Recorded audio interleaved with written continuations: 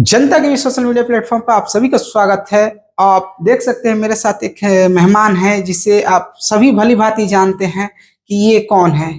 ये वही जनाब है जो आपको बेहतर शिक्षा के नाम पे लूट रहे हैं, आपके बच्चों को लूट रहे हैं। अनावश्यक किताबें जो आपको बच्चों को दे रहे हैं कि जो किताब उनके उपयोग में नहीं है, वो किताब पैसों के लालच में आकर आपके बच्चों का बैग का वजन बढ़ा रहे हैं लोग। ये वही महाशय है जिनको पहचानने की जरूरत है, इनके खिलाफ आवाज उठाने की जरूरत है और इनके विरुद्ध हम तमाम अभिभावक को कहेंगे कि एकजुट और एक मुस्त होकर इन शिक्षा माफियाओं के खिलाफ आप आवाज उठाए, ताकि आपको बेहतर शिक्षा के नाम पे आपके बच्चों और आपको न लूटे और आने वाले समाज में हमारे बेहतर शिक्षा के नाम पे लूटपाट ना हो।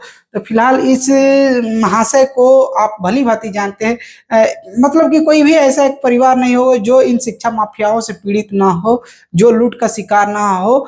तो इन शिक्षा माफियाओं के खिलाफ आप आवाज उठाएं, इनके विरुद्ध आवाज उठाएं। तमाम अभिभावक एकजुट होकर इसके खिलाफ आवाज उठाए ताकि ये लूटपाट बंद हो। यह नए शैक्षणिक शास्त्र ये अभी प्रारंभ हुआ है, तो आप देख रहे होंगे कि तमाम तरह को आपको शुल्क लगाकर, चाहे वो री एडमिशन हो या बिल्डिंग मेंटेनेंस चार्ज हो या किताबों को एक सिलेबस पैटर्न के आधार पर बदल देना हो, महंगा महंगा किताब जो प्रत्येक साल बदला जाता है, री एडमिशन जो प्रत्येक साल लिया जाता है। जिन परिवार के घर में आप समझ जाइए कि 3 से 4 बच्चे हों, 3 बच्चे हो, उनका आर्थिक स्थिति मतलब कितना नुकसानदायक है कि वो अपने बच्चों को चाहकर भी नहीं पढ़ा पा रहे हैं।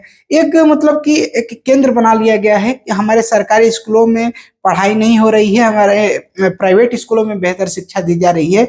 तो ये कि अभिभावक एक मन में दहशत है कि हम अपने बच्चों को बेहतर शिक्षा दें, तो वो प्राइवेट स्कूल की तरफ रुख कर रहे हैं और प्राइवेट स्कूल मनमाने ढंग से मतलब कि अभिभावक को बेवकूफ बनाकर लूटने का काम कर रहे हैं और अभिभावक डरे हुए हैं। इतना महंगा कॉस्टली प्राइवेट स्कूल में अपने बच्चों को भेजकर जो पैसा खर्च कर रहे हैं और तमाम तरह के आपको ड्रेस हो, टाई हो, बेल्ट हो, एक निश्चित दुकान पर कमीशन के खोरी एगो बहुत ही बड़ा मतलब कमीशन खोरी को कह सकते हैं, जो अभिभावक को एक निश्चित एक मतलब कि कहा जाता है कि आप इसी दुकान से खरीदिए।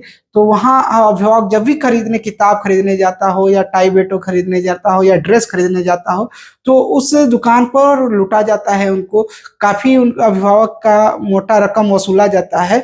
तो इस लूट के खिलाफ अब तमाम अभिभावक एकजुट होइए, तब जाके यह लूट बंद होगी। आप देख सकते हैं कि शिक्षा माफिया आपको कैसे लूट रहे हैं। आप सोच सकते हैं कि मतलब कि आप कल्पना नहीं कर सकते हैं कि जिस घर का परिवार में मजदूर का बच्चा हो, शोषित वंचित घर का परिवार का बच्चा हो, जो शिक्षा के माध्यम से बदलाव चाहता हो। वैसे तो हमारे समाज में सबको पढ़ने का अधिकार है, लेकिन एक आर्ट मतलब कि कहा जाता है ना कि एक झुंझुना दिया गया है कि आपको एक मतलब कि एक एक्ट बना दिया गया है कि आरटी एक्ट की आप आपके बच्चे मतलब कि इस देश के कोई भी व्यक्ति या गरीब घर का बच्चा हो या अमीर का हो, सबको पढ़ने लिखने का अधिकार है। लेकिन राइट टू एजुकेशन जिसको कह सकते हैं, सबको शिक्षा का अधिकार, यही अगर हमारे देश में राइट टू इक्वल एजुकेशन जिसकी बात करें अगर हो जाए, तो सोचिए कि चाहे वो अमीर का बच्चा हो या गरीब का बच्चा हो या ठेला चलाने का वाला बच्चा हो, सबको एक बेहतर शिक्षा मिल पाएगी। लेकिन भारत में तो शिक्षा के नाम पर कितना बड़ा अभी से ही बचपन से ही लूट है। जब बच्चा प्रारंभिक स्कूल में पढ़ रहा है तब से ही लूट है। तो आप सोच सकते हैं कि आगे चल के कितना लूट हो रहा है। जो हमारे समाज में पढ़े लिखे नौजवान हैं, बेहतर शिक्षा के नाम पे लूटे गए हैं, वो उनका हालत कैसा है। आपको इस विषय पर सोचना है। बहुत ही गंभीर विषय है कि मनमाने ढंग से आपको लूटा जा रहा है।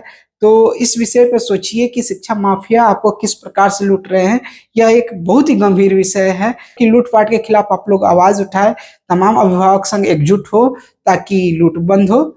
और ये इन्हीं उद्देश्यों के साथ मैं आज आपके साथ आया था, क्योंकि नए शैक्षणिक सत्र चालू हो चुके हैं। तो मतलब कि एक एक परिवार लूटा जा रहा है, लेकिन कोई भी आवाज उठाने वाला एक मतलब व्यक्ति कोई भी आवाज नहीं उठा पा रहा है। जय हिंद, जय भारत।